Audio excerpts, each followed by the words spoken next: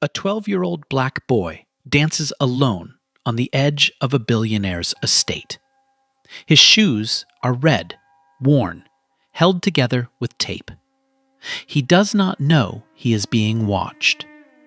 60 yards away, behind a window in a private rehabilitation wing, a paralyzed girl sits frozen in a wheelchair.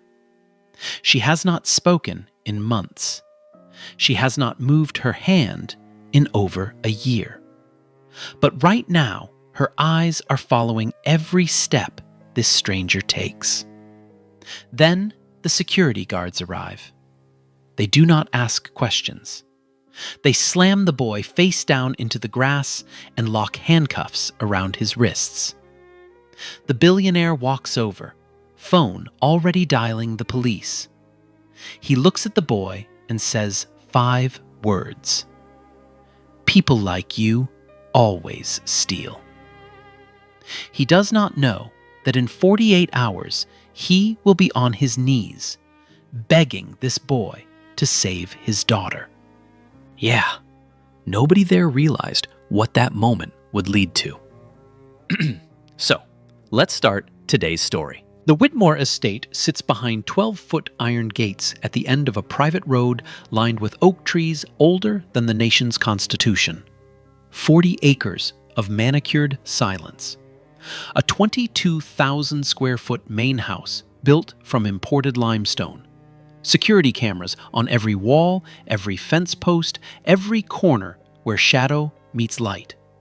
This is not a home, it is a kingdom, and Garrett Whitmore built it with his own hands. Garrett is 58 years old, founder and CEO of Whitmore Dynamic Systems, a defense technology firm that holds contracts with 3 branches of the United States military. His face has appeared on the covers of Forbes, Bloomberg, and Wired. In his study, framed photographs show him shaking hands with senators, generals, and 2 former presidents. He is a man who has spent 30 years bending the world to fit his vision. But tonight, his hands are shaking. On his desk sits a medical report, the 11th in 18 months. The conclusion is the same as the 10 before it. No significant progress. His daughter Lily, 10 years old, remains paralyzed from the waist down following a car accident caused by a drunk driver. The driver walked free on a legal technicality. Garrett sued. Garrett lost. And his daughter stopped walking, stopped talking, stopped smiling, stopped everything. He has spent $14 million. Neurologists from Berlin, physiotherapists from London, experimental stem cell researchers from Sao Paulo. Every specialist delivered the same confused verdict. Lily's spine shows signs of partial recovery, yet her body refuses to respond. The paralysis is no longer purely physical. Her mind has retreated so deep into grief that her body followed it into silence. In the rehabilitation wing, a private facility Garrett built inside the estate, Lily sits in her wheelchair beside the window. Her physical therapist, Elena Voss, adjusts the monitors and speaks to her gently. Lily does not respond. Her eyes are fixed on the garden outside, watching nothing, seeing nothing. Elena writes in her notes, "Patient unresponsive to verbal and tactile stimuli, day 547. Donna Whitmore, Garrett's wife, stands in the doorway holding a children's book she has read to Lily every night for a year. She places her hand on her daughter's cheek and whispers, "Come back to us, sweetheart." Lily's eyes do not flicker. Donna closes the book and walks away before her daughter can see her cry. Then there is Clive Dutton, Garrett's head of security. Ex-military, 6'3", built from concrete and contempt. Since the accident, Clive has transformed the estate into a military compound. He screens every visitor, logs every vehicle, monitors every inch of the perimeter. His loyalty to Garrett is absolute. But loyalty is not the same as decency. He leans over the security desk, watching footage of the south wall, and mutters to a junior guard. "Those Bridgeport kids have been creeping closer. One of them gets in here. It's on your head." Bridgeport. 15 miles south, the world changes completely. Cracked sidewalks, bus stops with shattered glass panels, a bodega with steel bars across its windows. One of the poorest cities in the state, and the place Braxton Fuller calls home. He is 12 years old, thin, quiet, and right now he is dancing on a flattened piece of cardboard outside a laundromat. His body moves with a fluidity that does not belong to a child. Hip-hop isolations blending into contemporary flow, sharp freezes melting into spins that seem to bend gravity. A few neighbors watch from plastic chairs. A little girl tosses a quarter at his feet. He does not notice. When Braxton dances, the world disappears. On his feet are a pair of red dance shoes, scuffed and fading, the left toe patched twice with electrical tape. His mother, Nadine Fuller, gave them to him 2 weeks before she died of cancer. She was 31, a backup dancer who once earned a spot at a prestigious New York company, only to turn it down when she discovered she was pregnant with Braxton. She worked 2 jobs, danced in her living room, and taught her son rhythm before she taught him the alphabet. The shoes were 2 sizes too big when she placed them in his hands. "You'll grow into them," she said, "and promise me, never stop moving. The world will try to make you stand still. Don't let it." Now the shoes fit. Nadine has been gone 3 years. Upstairs, in a 2-bedroom apartment above the laundromat, Ruth Fuller, Braxton's grandmother, a retired nurse, watches her grandson through the window. She sees Nadine in every movement he makes. She whispers to herself, "He's got his mother's fire. I just pray the world doesn't put it out." $14 million against a pair of taped-together shoes. 2 worlds, 15 miles apart, about to collide. Braxton did not plan to be here.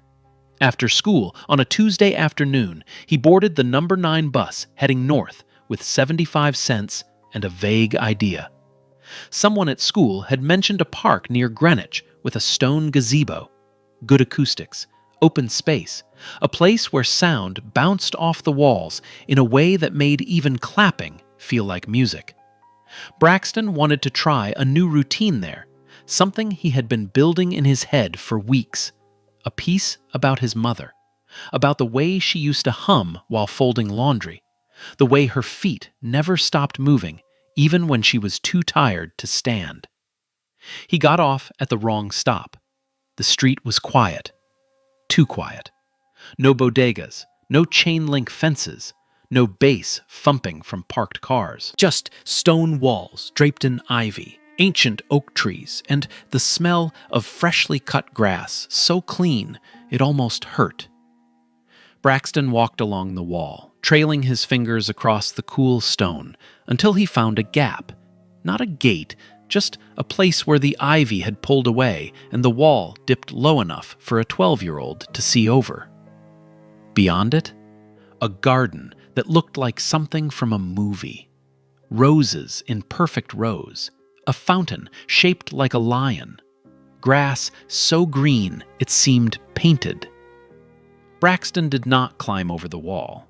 He walked further along the perimeter until he found an open stretch of lawn near the garden's edge, technically outside the main gate, but within the property's boundary. He did not know that. He did not see the cameras. He set down his backpack. He pulled out his red shoes and laced them on. He pressed play on a small Bluetooth speaker. A second-hand gift from Ruth, and his mother's favorite song filled the air. A slow, aching melody that Nadine used to play every Sunday morning.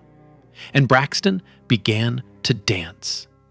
The grass was soft beneath his feet, The air was warm, and for the first time in weeks, something inside him unclenched.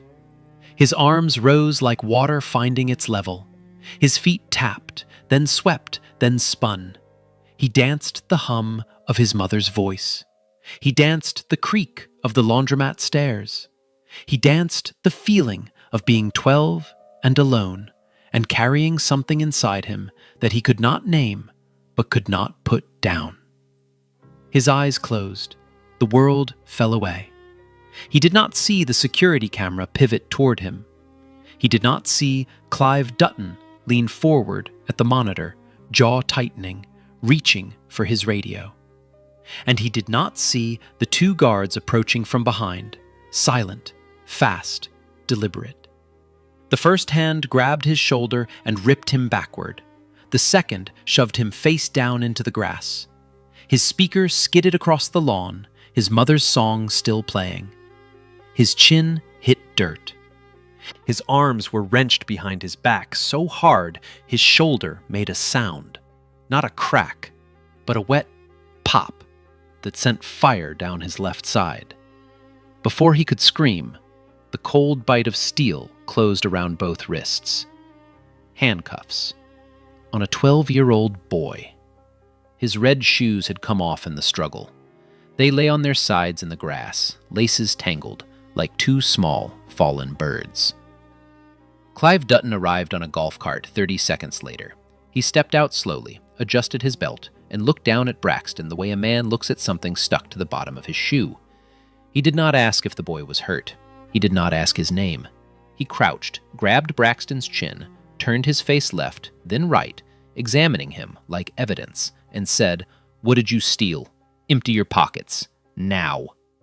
The guards hauled Braxton to his knees. His pockets contained a bus transfer, a house key on a frayed string, and a photograph, small, creased, laminated with packing tape, of a woman in a red dress, mid-dance, laughing at the camera. Nadine Fuller. The only picture Braxton carried. Clive took the photograph, glanced at it, and tossed it onto the grass. "Nothing worth anything," he said, "just like I expected." Braxton stared at his mother's face lying in the dirt. His voice came out thin, barely a whisper. "I wasn't stealing anything. I was just dancing." Clive laughed, a short, hard sound with no humor in it. "Dancing, right. A kid from Bridgeport just happens to wander onto a property worth more than your whole bloodline. You were casing the place. I've seen 100 of you." 100 of you. Braxton heard those words and something inside him went very still. Not angry, not sad. Still, the way water goes still before it freezes. Then Garrett Whitmore arrived. He came from the main house, stride long and impatient, phone already in his hand. He looked at the scene, a black boy on his knees in handcuffs, guards on either side, Clive standing over him. And he did not pause. He did not ask what happened. He made his assessment in 3 seconds and reached his verdict in 2. "Call the police," he said to Clive. "Trespassing. Possible attempted burglary. I want him processed and removed." Braxton looked up at the billionaire. "Sir, please. I got off at the wrong bus stop. I didn't know this was—" "I don't care what your story is." Garrett's voice was flat, final. The voice of a man who signs contracts that end careers. "People like you always have a story. People like you." The words landed like a hand across the face. Not shouted, not spat. Delivered calmly, almost bored, which made them worse. Braxton was 12 years old, kneeling in handcuffs on a stranger's lawn, and he already understood exactly what those 3 words meant. They meant his skin. They meant his neighborhood. They meant that nothing he said from this point forward would be heard, because the verdict had been delivered before he opened his mouth. Donna Whitmore appeared on the terrace. She saw the boy, the handcuffs, the guards, and her voice cut across the lawn. "Garrett, he is a child!" Garrett did not turn around. "Stay inside, Donna." Braxton stopped talking. He looked down at his mother's photograph lying face down in the grass. A tear fell from his jaw and landed on the back of his own hand, the hand locked in steel behind his back. He did not make a sound. And 60 yards away, in the rehabilitation wing, something no one expected was happening. Elena Voss stared at her monitor and blinked, then blinked again.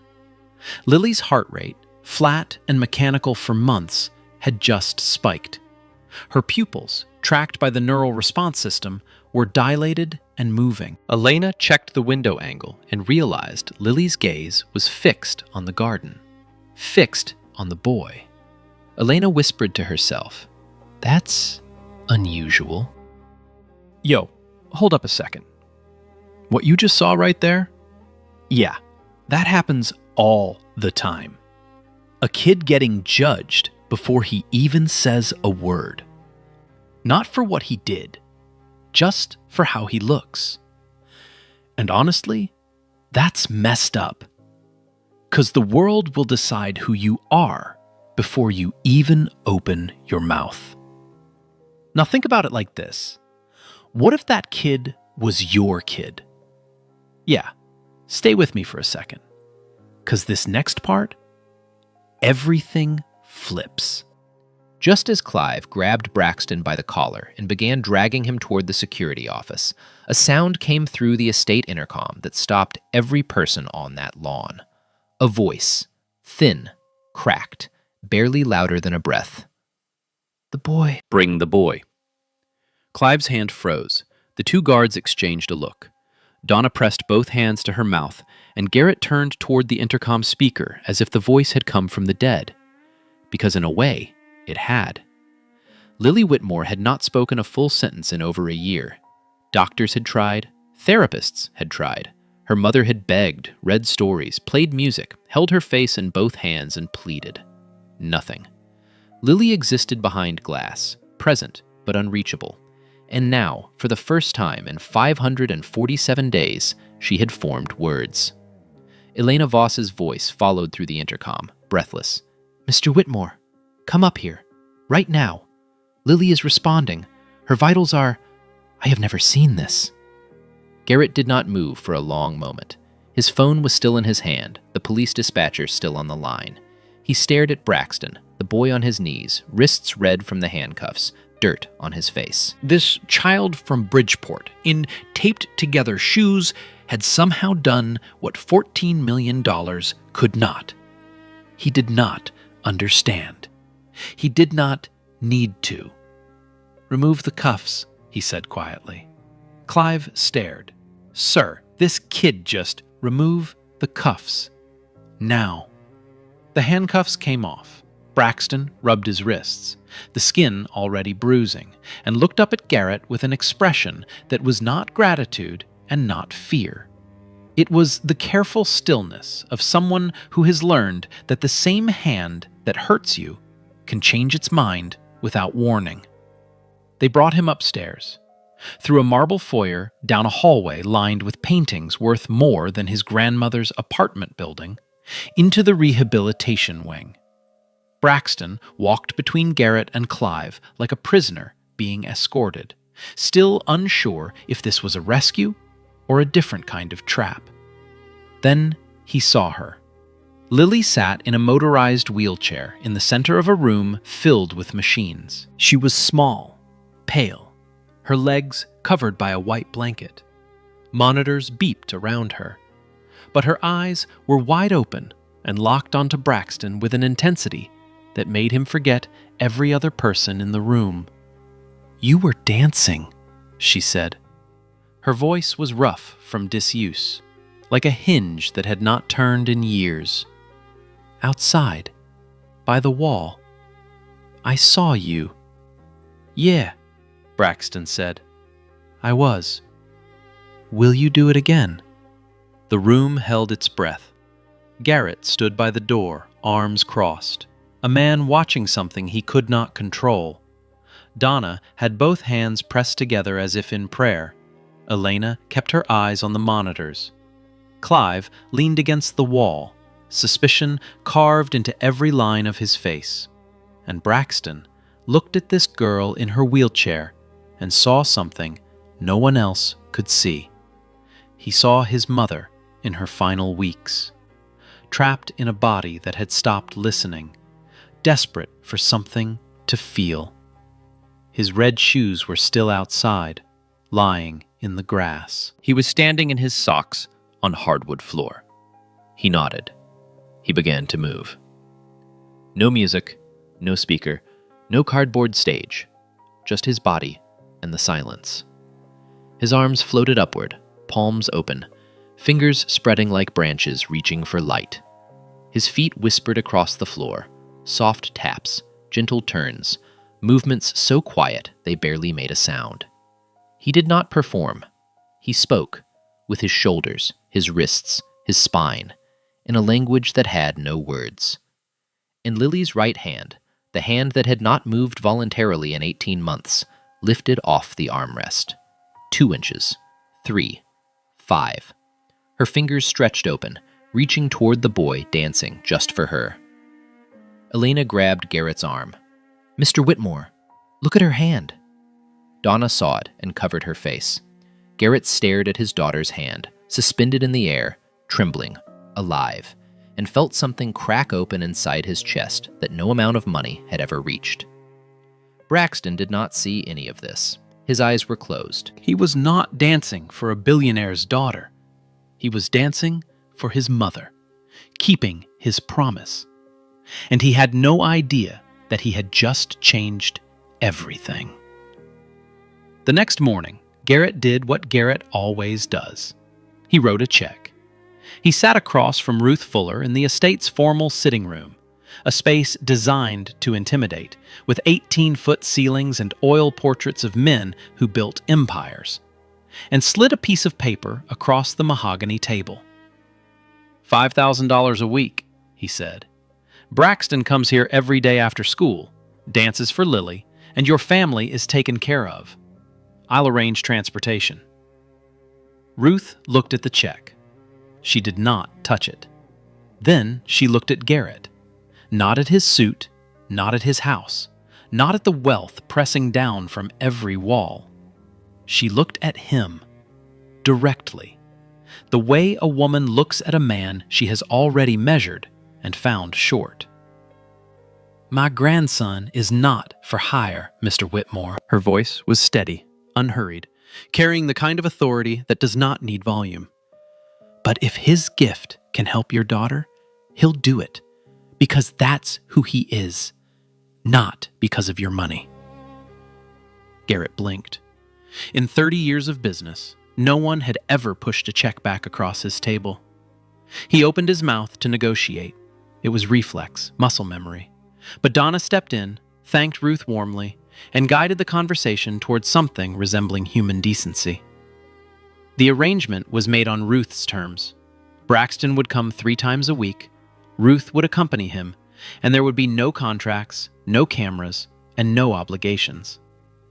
Garrett agreed because he had no choice. For the first time in his life, he needed something that money could not purchase. The sessions began.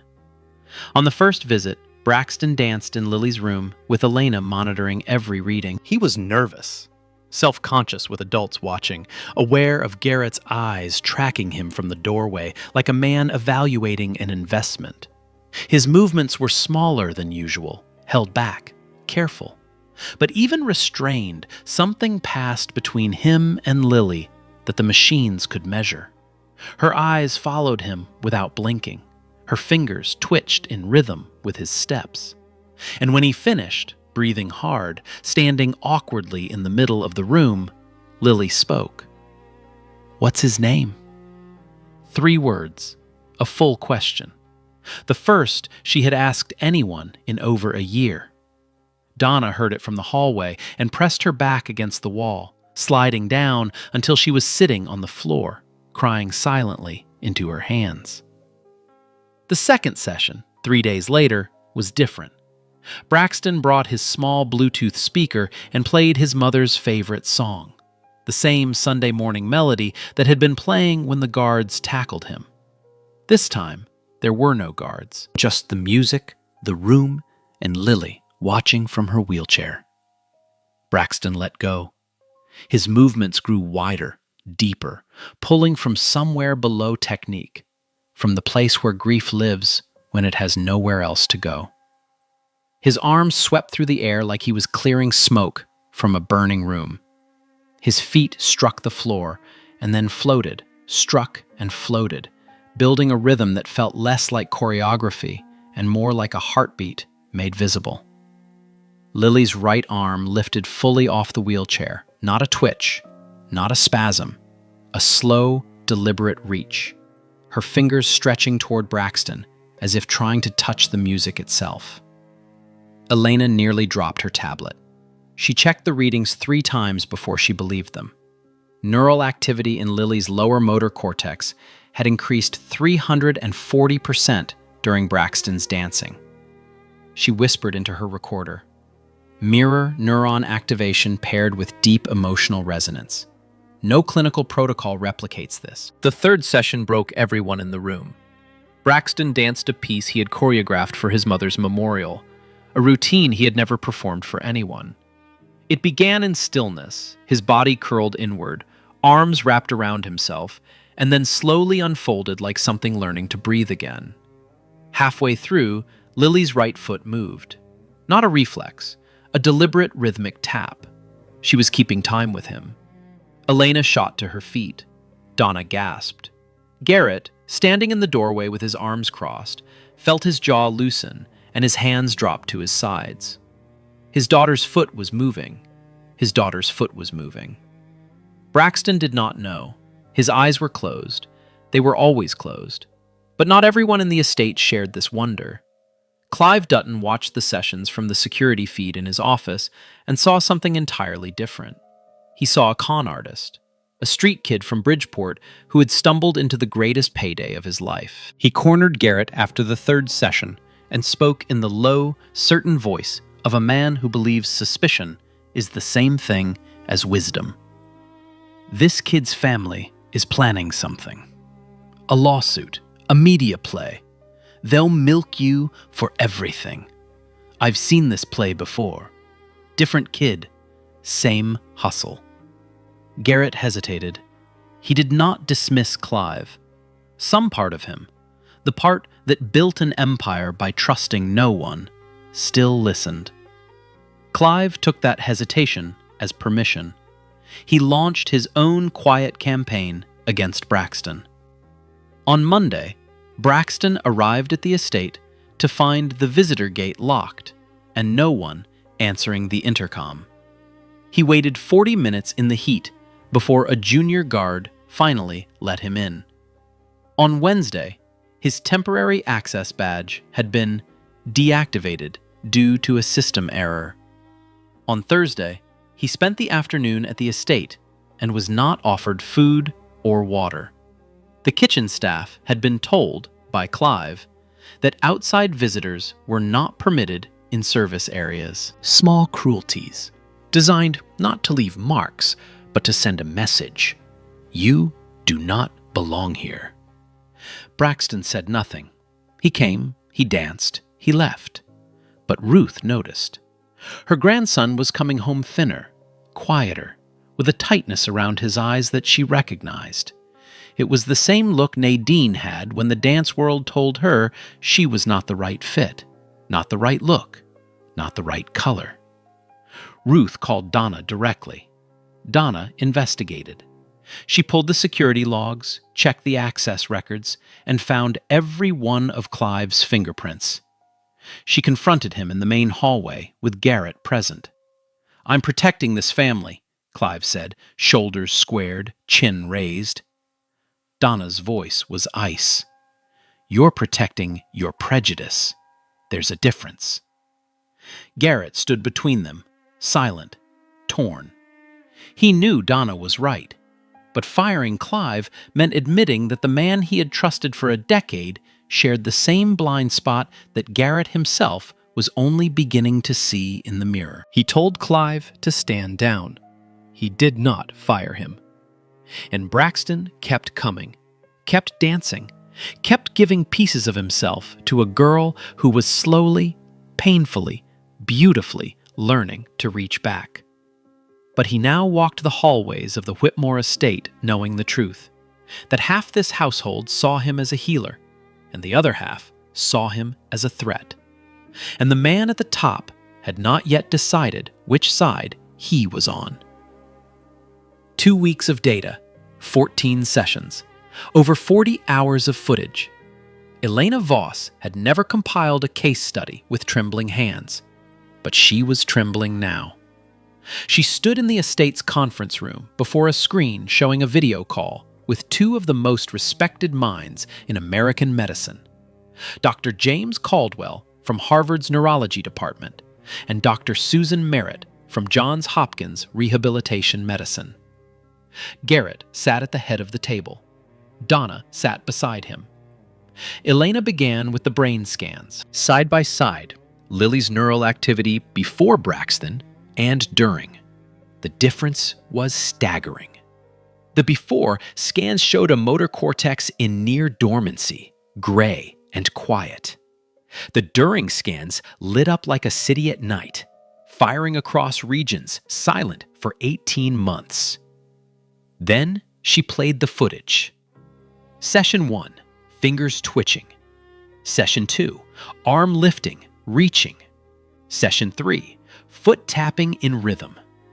And a clip from Session 12, Lily's left hand, the weaker hand, the one that had shown zero response to every clinical stimulus for a year, slowly closing around the armrest and squeezing.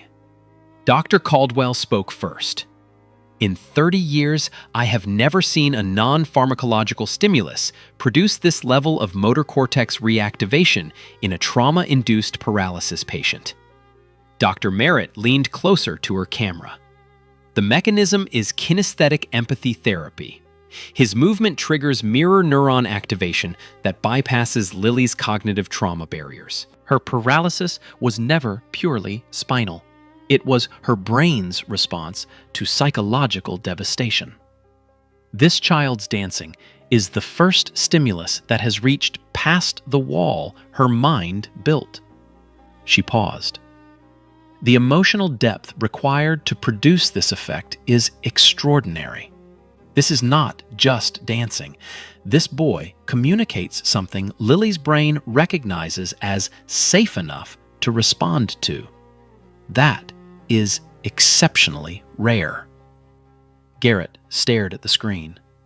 $14 million, 11 specialists, and a 12-year-old in taped shoes had surpassed them all, not with science, but with something no machine could map. That evening, the second revelation came. Donna sat with Ruth in the kitchen, not the formal dining room, but the kitchen, because Ruth trusted people more when they were near a stove. Over coffee, Ruth told the full story. Nadine Fuller was not just a woman who liked to dance. At 22, she had auditioned for one of the most prestigious contemporary dance companies in New York and been accepted. The call she had waited her entire life for. 2 days later, she discovered she was pregnant. She turned it down without hesitation. She worked 2 jobs, waitress by morning, grocery clerk by night, and danced in her living room with Braxton on her hip. She taught him rhythm before he understood language. When cancer came, it moved fast. In her last weeks, Nadine could barely stand. But she sat on the edge of her bed, watched Braxton dance in the hallway, and told him, "Dancing is how you tell God the things you can't say out loud.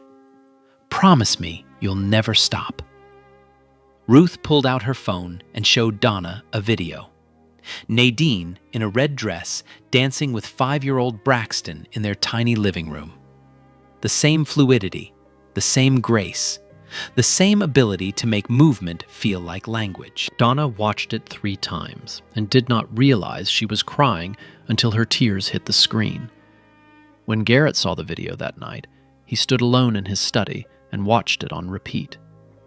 This single mother who gave up her dream so her son could live. and he thought about what he had said to her child on his lawn. People like you. He pressed his palms against his desk and lowered his head. The shame did not arrive like thunder. It arrived like a tide, slow, rising, impossible to outrun. This boy was not a street kid who got lucky. He was the inheritor of a legacy, a prodigy carrying a dead woman's promise in a pair of red shoes. And Garrett Whitmore had put him in handcuffs. Week 3. Lily had spoken more words in 14 days than in the previous 18 months combined. Her right arm moved freely. Her left hand could grip. Both feet responded to rhythm. Elena's reports read like dispatches from the impossible. And Garrett Whitmore, drunk on a hope he had not felt in over a year, made the worst decision of his life. He called a press conference. He invited 12 media outlets, 4 medical journalists, and 2 network cameras to the estate. The rehabilitation wing's main room was cleared, polished, and lit with professional lighting. A performance space was arranged in the center, hardwood floor buffed to a shine, Lily's wheelchair positioned at the front. Garrett rehearsed his talking points that morning. The narrative was already written. The devoted billionaire father who never gave up, who searched the world, who found the answer. His answer. His story. He did not tell Braxton. He did not ask Ruth. He did not consult Donna. When Braxton arrived, he walked through the front door and stopped. Cameras everywhere. Reporters adjusting microphones. A woman positioning a ring light. A man testing a boom mic near the ceiling. The quiet, sacred space where he danced for Lily. The room where 2 children had built something fragile and real, had been transformed into a television set. Garrett appeared beside him, hand on his shoulder. Just do what you always do. Dance for Lily. Pretend the cameras aren't here. Braxton stared at the room. He looked at the cameras and saw the same world that had ignored his mother her entire life. The same world that tackled him on the grass. The same world that handcuffed a 12-year-old and tossed his dead mother's photograph in the dirt. Now, that world wanted to watch him perform. Not because they valued him, but because a billionaire decided the story was worth selling. No. The word was quiet but absolute. Garrett blinked as if the boy had spoken a foreign language. What do you mean, no? Lily needs this. Lily needs me. She doesn't need them. Braxton pointed at the cameras. What I do with her is not a show. It's not yours to sell. Garrett leaned down, voice sharpening. You're a kid from Bridgeport. I'm offering you the chance of a lifetime. Do you understand what this exposure could do for you? Braxton held his gaze. I didn't dance my way into your daughter's heart so you could sell tickets to it. Every reporter heard it. Every camera froze. Garrett straightened, his face cycling through confusion, anger, and something unfamiliar. The sting of being seen clearly by a child who owed him nothing. Braxton turned and walked toward the door. Lily, wheeled into the room by Elena, saw him leaving. The boy whose movement had reached through the wall her mind had built. She watched him walk away, and something inside her cracked open. She screamed. Not a word. A raw, guttural cry from the place her silence had lived for 18 months. Monitors spiked into red. Elena rushed to her. Donna ran from the hallway. The press conference collapsed into chaos. Reporters scrambling, equipment crashing, producers shouting into phones. Outside, Clive Dutton stepped into Braxton's path at the gate. 3 weeks of watching a street kid receive treatment he believed was undeserved. 3 weeks of biting his tongue while Donna overruled him. Now the kid was walking out, and Clive delivered the verdict he had carried since day one. You finally showed your true colors, kid. You were never here for the girl. It was always a hustle. That's all people like you know how to do. People like you. The same 3 words, different mouth, same poison. Clive grabbed Braxton's arm hard enough to leave marks. His red shoes tumbled from his backpack onto the driveway, landing on their sides, laces splayed, the same way they had fallen on the grass 3 weeks ago. Ruth was out of the car before the shoes touched ground. She put herself between Clive and her grandson and looked up at him with zero fear. Touch my grandchild again, and you will learn what it means to cross a Fuller woman. Clive released his grip. Ruth wrapped Braxton in her arms, picked up his shoes, and walked him to the car without once looking back. They drove home in silence. Braxton held his mother's shoes against his chest, staring out the window. Ruth watched him in the rearview mirror and recognized the expression. The same look Nadine wore the day she turned down New York. Someone who gave a piece of their soul to the world and watched the world try to auction it. That night, Lily collapsed. Without Braxton, neural stimulation ceased. Motor function regressed within hours. She retreated behind the wall, deeper than before. Elena called Garrett at 11. That boy was not a treatment. He was a connection. You cannot manufacture that. You cannot buy it. And you cannot put it on television. Donna was waiting in their bedroom. The argument was quiet, which made it devastate more completely. She said what he had always known, but never faced. You didn't do this for Lily. You did it for yourself. Because you needed to be the one who saved her.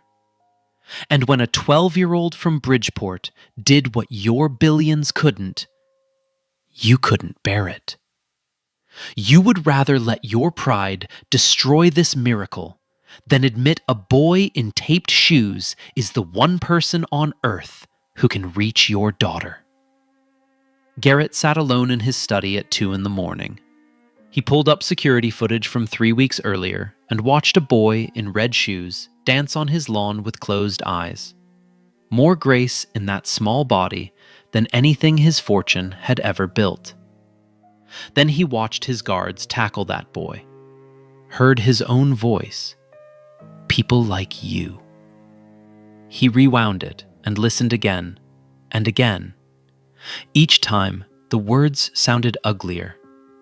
Each time, the boy on the screen looked smaller. The fortress Garrett had spent 58 years building folded inward, silently, like a man lowering his head into his hands and letting his shoulders shake in the dark. The next morning, he drove to Bridgeport alone. No security, no driver. Found the laundromat, climbed the narrow stairs, and knocked on Ruth Fuller's door. She opened it and saw a billionaire in a wrinkled shirt, unshaved, eyes red and hollow. He did not say, "I'll increase the offer." He said, "I was wrong about your grandson. I was wrong about everything." Ruth studied him for a long moment. Then, "It's not me you need to say that to." Braxton appeared behind his grandmother, wearing his red shoes. He had heard every word through the thin apartment walls. Garrett lowered himself to one knee, a billionaire kneeling on cracked linoleum in a Bridgeport hallway, and looked the boy in the eye. "I didn't see you, Braxton. I looked at you and saw what I wanted to see, not who you are. That was the cruelest thing I've ever done. Can you forgive me?" Braxton was quiet for a long time. Then he asked one question. "Is Lily okay?" Not, "Will you pay me?" Not, "Will you apologize publicly?" Is Lily okay? Because his heart was never anywhere else. They returned to the estate. No cameras, no reporters. Just Lily's room, a chair for Ruth, and open floor. He laced his red shoes. He looked at Lily, slumped in her wheelchair, nearly catatonic, further away than she had been in weeks. He took one breath, closed his eyes, and he danced. It began with just his hands, moving like water over stone. Then his arms, sweeping wide enough to hold everything he had ever lost. His feet found the floor, soft taps building to precise strikes, then full spins that turned grief into geometry. He danced his mother's lullaby. He danced the sound of the laundromat at night. He danced the handcuffs and the wet grass. He danced the words that cut him. Then he danced forgiveness, slow, open, terrifying in its generosity. Lily's foot moved, her ankle, her knee lifted from the chair. Elena pressed both hands over her mouth. Dama gripped Garrett's arm until her knuckles turned white. The monitors erupted, motor cortex firing on every channel, every pathway that had been dark for 18 months blazing back to life. Braxton opened his eyes and extended his hand. Lily reached out. Their fingers touched. And Lily Whitmore, with Braxton Fuller's hand in hers, stood up from her wheelchair.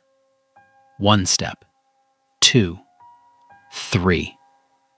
Walking, unsteady, trembling, but alive, toward the boy who had never stopped moving, just as his mother told him. Tears streamed down Braxton's face, down Lily's face, down every face in the room. Garrett Whitmore dropped to his knees for the second time that day. But this time, he was not apologizing. He was watching his daughter walk. In the silence that followed, no one moved. Lily stood between her wheelchair and Braxton, her hand still in his, her legs trembling beneath her. 6 steps. She had taken 6 steps before her knees buckled, and Braxton caught her, holding her the way you hold something that might shatter if you breathe too hard.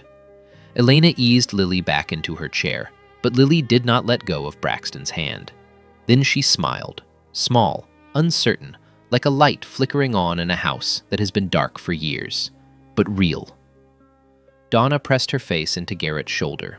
Ruth closed her eyes and whispered a name only she could hear. Elena called Dr. Caldwell and Dr. Merritt within the hour. The footage of Lily walking 6 unassisted steps was reviewed by both specialists before nightfall. The verdict was unanimous. Braxton's kinesthetic empathy therapy had achieved what $14 million in conventional treatment could not. That evening, Garrett called Clive Dutton to his study. Clive walked in expecting another assignment. He found Garrett standing behind his desk with an expression he had never seen. Not anger, but a terrible, quiet clarity. "You're done, Clive." "Sir, everything I did was to protect. You were supposed to protect my family. Instead, you threatened the one person who saved them. You locked a child out of my gate. You took food from a boy's mouth. You threw his dead mother's photograph in the dirt." Garrett paused. "Loyalty without decency is just cruelty with a badge. Leave now." Clive turned and walked out. 20 minutes later, he was escorted off the property, carrying his belongings in a cardboard box. The same material Braxton once danced on outside a laundromat in Bridgeport. That night, Garrett sat with Braxton on the terrace. The garden where Braxton had first been tackled stretched out before them in the moonlight. 2 people who should have had nothing in common, sharing silence. "Where did you learn to dance like that?" Braxton looked down at his red shoes. "My mom. She said the body remembers what the mind forgets." Garrett nodded slowly. "Your mother was right." They sat there for a long time, saying nothing more, watching the garden where everything had begun. 3 months later, the world looked different. Garrett Whitmore stood at a podium in Bridgeport. Not Greenwich, not Manhattan, Bridgeport. 1 block from the laundromat where Braxton grew up. Behind him, a red ribbon stretched across the entrance of a renovated community center. The sign above the door read, "The Nadine Fuller Foundation for Dance Therapy." Not the Whitmore Foundation. Nadine Fuller. The woman who turned down New York, danced in her living room, and planted a gift in her son so deep that not even death could pull it out. Garrett insisted on the name. It was the least he could do. He knew it would never be enough. The foundation would fund research into kinesthetic empathy therapy, provide dance scholarships for underserved youth, and build a bridge between medicine and the art that had done what medicine could not. Its first class of 12 students, kids from Bridgeport, New Haven, and Hartford, would train in a studio with sprung hardwood floors, mirrors on every wall, and a sound system that made music feel like it lived inside your bones. The kind of room Nadine Fuller never had. Ruth stood in the audience, holding an envelope she had received that morning, an acceptance letter from the most prestigious performing arts academy in the Northeast. Full scholarship, all expenses, addressed to Braxton Fuller. She had read it 4 times.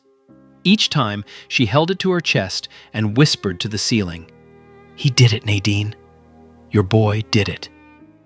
Braxton's story went viral, but not from Garrett's press conference. That footage was never aired.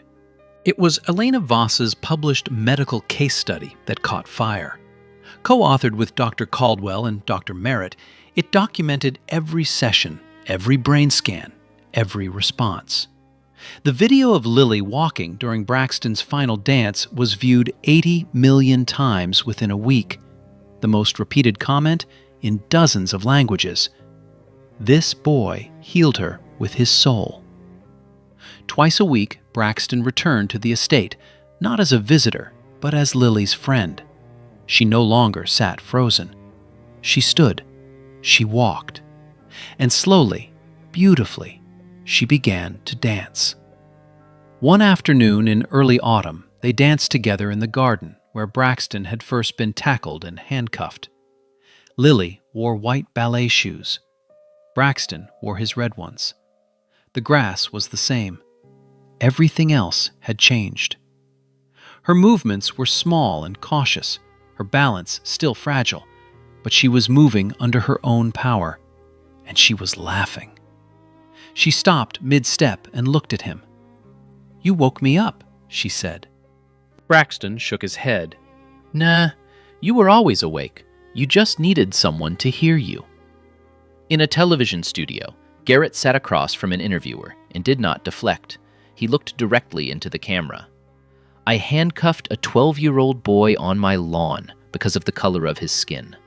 That boy saved my daughter's life with nothing but a pair of old shoes and a promise to his dying mother.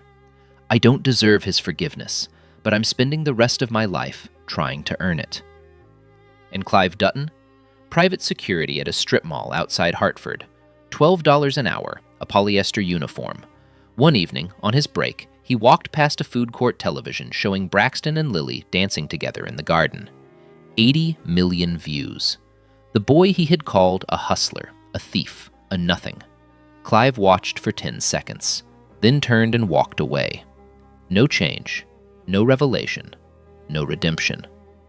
Some people see the light and choose to close their eyes. So let me ask you something. How many Braxton Fullers are out there right now? How many kids are dancing on sidewalks, singing in stairwells, painting on cardboard boxes, carrying gifts the world refuses to see because it has already decided who they are? How many miracles are we walking past every single day? This story is not about a billionaire. It is about a boy in red shoes who kept a promise to his dying mother and gave a stranger's daughter her legs back. It is about what happens when we stop looking at the outside and start seeing what is inside. Braxton Fuller did not have money, connections, or a single person in power who believed in him. He had rhythm. He had heart. He had shoes held together with tape and a love so deep it could wake the dead. The lesson is simple. The people we dismiss may carry exactly the gift we need most. The child we handcuff may be the one who heals us. The talent we overlook because it comes in the wrong skin from the wrong neighborhood, in the wrong shoes, that talent does not disappear. It waits. And when someone finally has the courage to see it, it changes everything. All right, now hold up a second. This right here, I swear you see this all the time. A black kid with real talent, like actually gifted, and people still act like he's not even there. Just because of how he looks. And I'm gonna be real, that part always pisses me off a little. 'Cause talent doesn't care about people's bias. It's still gonna show up. And the crazy part? Half the time, the same kid everyone ignored at the start ends up being the one who saves the whole situation later. Yeah, funny how that works. Now here is what I need from you. If this story moved you, if you felt that anger when they put a child in handcuffs, that hope when Lily's hand first moved, that moment when she stood up from her wheelchair and walked, share this video with someone who needs to hear it today. Drop a comment and tell me, who in your life has a hidden gift the world hasn't seen yet? Subscribe and hit that bell. Every week, we tell stories about the people the world underestimates and the moments that prove the world wrong. Until next time, never stop moving. Hashtag never stop moving. Hashtag justice for Braxton. Hashtag hidden talent. Hashtag dance heals.